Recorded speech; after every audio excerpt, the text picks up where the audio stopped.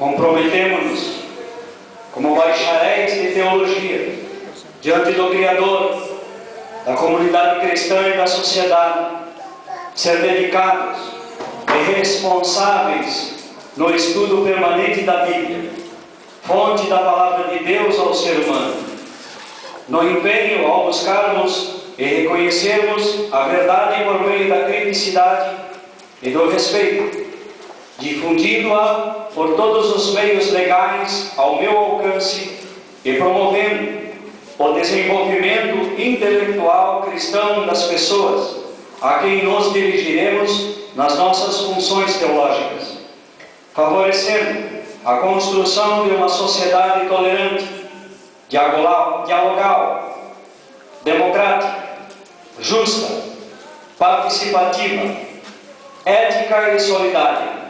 Que Deus, por meio do seu Espírito, nos ilumine e nos guie neste sublime caminho. Assim, solenemente juramos.